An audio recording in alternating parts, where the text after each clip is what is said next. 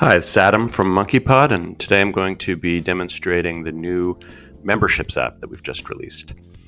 So when you first install the Memberships app, you're going to be prompted to create a membership level. Now, you can have as many as you want, but of course we've got to start somewhere, so we're going to start with the first one.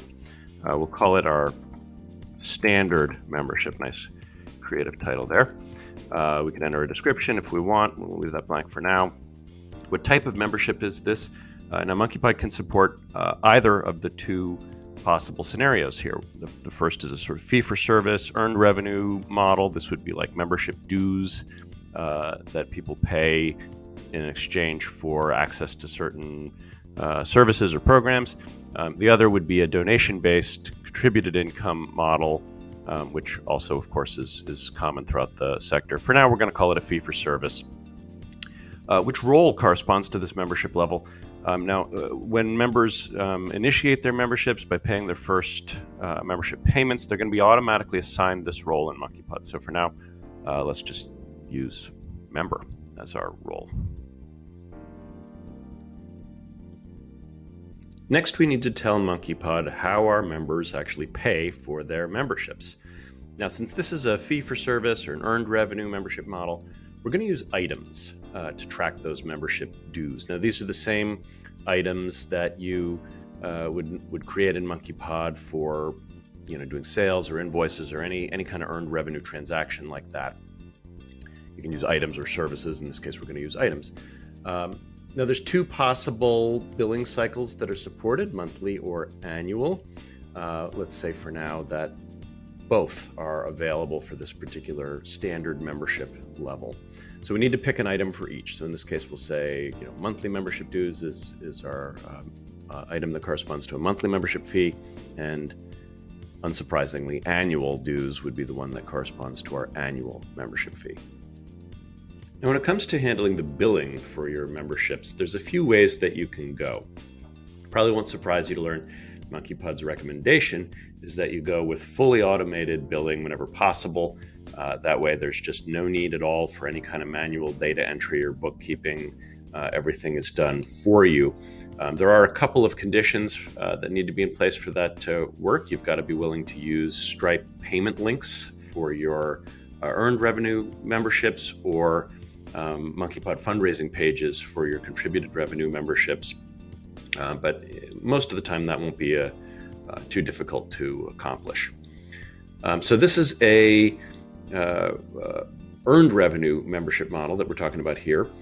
So MonkeyPod is going to either prompt you to connect to an existing Stripe product that you have, or MonkeyPod will just create one for you.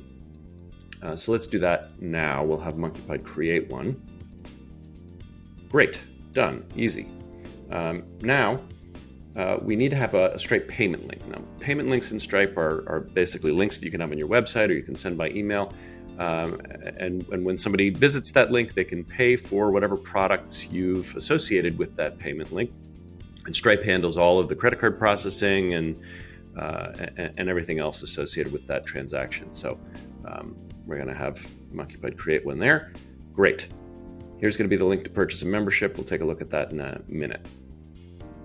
Okay, so when one of your members or members-to-be clicks on that Stripe payment link, what are they going to see? Well, something roughly like this page. Pretty simple, pretty straightforward. You do have a lot of customization options in Stripe, which I'd encourage you to explore, but kind of this is the most basic, plain, simple option, and it does get the job done. You're going to collect all of their information, and then because this is a recurring payment product, what Stripe would call a subscription product, the button here is going to say subscribe rather than pay, but that too is configurable. Now let's talk about what happens when somebody actually pays for their membership. So I showed you a minute ago the Stripe payment link. Let's imagine that our good friend and supporter Barack Obama visited that link and went through and put his credit card information and paid. Well, now with no further action on your part, because we're using fully automated billing here, Barack Obama has been added to your MonkeyPod.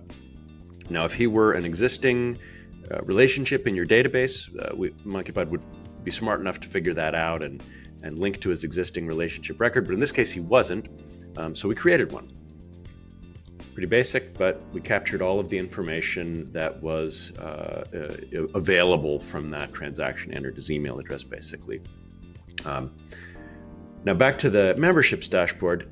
We've also captured that he enrolled in our membership program at the standard membership level, and we know that because that was the level associated with the Stripe product that he purchased. We know that he joined on January 27th, and because this is a monthly billing cycle, we know that he's paid through February 27th and that he's currently active. Now, if we wanted to change any of this, we could.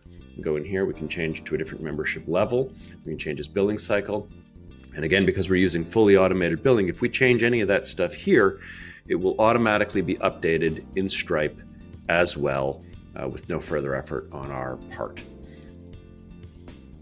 Okay, so the last thing I want to show you is the way that the Memberships app can interact with email lists. So specifically, the Memberships app gives you the opportunity to create one or more email lists that use smart subscriptions.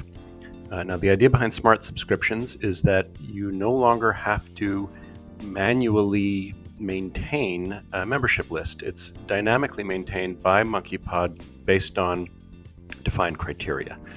So here you'll see for each of our membership levels, we've got the option to have two lists, one for active members at that level, one for inactive.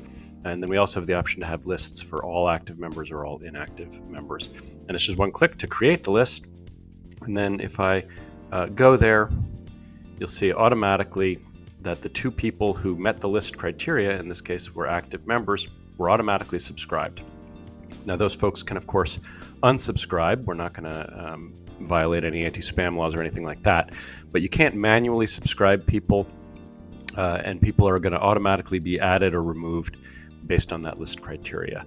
So this is a big time saver, and also should improve the quality and accuracy of your communications. All right, that's it for today. Thanks very much for watching.